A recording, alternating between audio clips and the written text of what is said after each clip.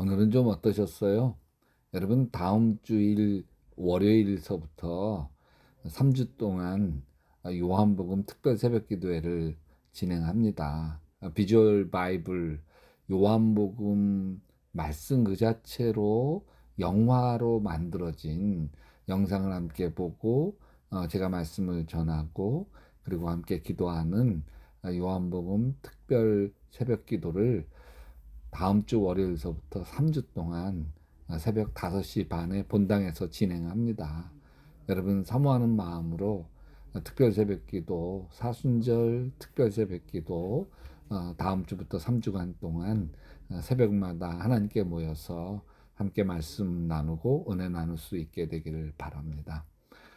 자, 고단했던 하루, 지금 잠자리 들기 전인데 먼저 조용히 하나님과 교제하는 정시기도를 드리십시다. 이한상, 그 이름 아시는 분 있어요? 42살의 나이에 강남에서 잘 나가는 백화점 사장이었어요. 남부러울 것 없는 아주 근사한 인생을 살고 있었습니다.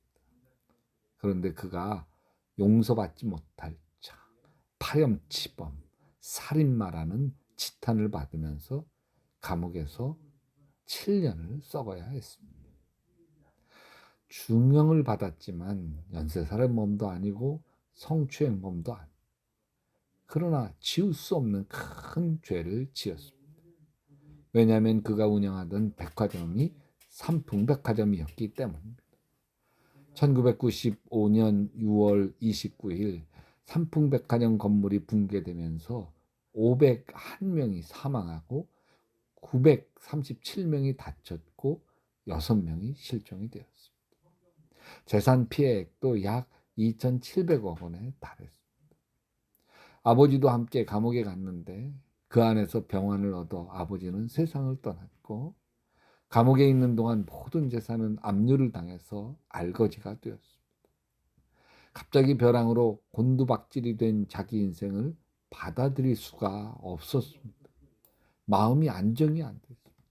밤마다 악몽에 시달려야 했습니다. 그때 손에 잡히는 것이 있었습니다. 성경이었습니다. 아무 소망이 없을 때에 성경 말씀이 유일한 소망이었습니다. 그러던 어느 날 요한복음 21장 15절 말씀에서 눈을 뗄 수가 없었습니다. 요한의 아들 시몬아, 내가 나를 사랑하느냐? 3번에 걸친 예수님의 물음이 심장을 때렸습니다. 하나님보다 더 사랑했던 명예도 없어지고 하나님보다 더 사랑했던 부귀도 다 없어진 뒤에 하나님이 이한상에게 찾아오신 거예요. 한상아, 내가 나를 사랑하느냐? 그때 한없이 울면서 대답했습니다. 하나님 아버지, 제가 하나님을 사랑합니다. 이때부터 하나님과 대화를 나누기 시작합니다. 마음속에 먹구름처럼 있던 모든 불안이 깨끗하게 사라졌습니다. 그러면서 한 가지 의문이 생겼습니다.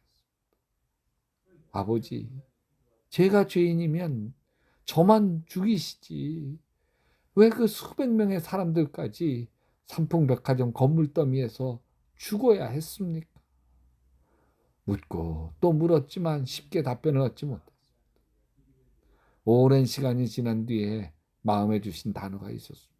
순종이었습니다. 그래서 감옥에서 나와 신학을 공부하고 몽골에 가서 선교사로 헌신하게 되었습니다. 그가 몽골 선교사 이한상입니다. 저는 그 삼풍백화점에 일어났던 일을 속죄하고 있습니다. 그리고 하나님은 나를 선교사로 일하게 하시려고 그 같은 어려움도 주신 줄로 믿습니다. 고난의 뒤편에서도 여전히 하나님이 일하고 계신다는 것을 볼 수 있으면 인생에 기적이 일어납니다. 그냥 눈에 보이는 것만 보면 인생은 비극이고 절망입니다. 무슨 희망이 있겠어요? 요셉은 형들에게 붙잡혀 노예로 팔려갑니다. 자기를 노예로 판 사람들은 형들이었습니다. 17살 청소년을 돈 받고 팔아버린 파렴치범들이 형들이었습니다. 눈에 보이는 것은 그것입니다. 근데 나중에 총리 대신이 된 요셉 앞에서 형들이 바들바들 떨고 있을 때 요셉이 이렇게 말합니다. 창세기 45장 5절입니다. 당신들이 나를 이곳에 팔았다고 해서 근심하지 마소서. 한탄하지 마소서. 하나님이 생명을 구원하시려고 나를 당신들보다 먼저 보내셨나이다. 그런즉 나를 이리로 보낸 이는 당신들이 아니요 하나님이시라. 눈에 보이는 것은 형들이 요셉을 노예로 팔아버린 거예요. 그건 사실이에요. 그러나 그 속에서도 일하시는 하나님을 요셉은 바라봅니다. 이것이 피의 복수를 내려놓게 만들죠. 기적을 일으킵니다. 그래서 요셉은 형들에게 이런 놀라운 말을 합니다.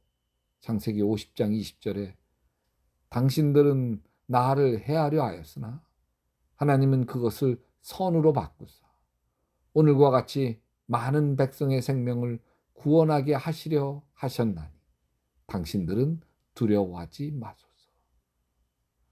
우리는 하나님을 염두에 두지 않고 살 때가 많아요. 누가 나를 아프게 했다고 합시다. 나에게 이럴 수 있어? 내가 가만히 두나 보자. 난 절대 이런 수모당하고는 못 살아. 그것은 하나님을 염두에 두지 않기 때문입니다.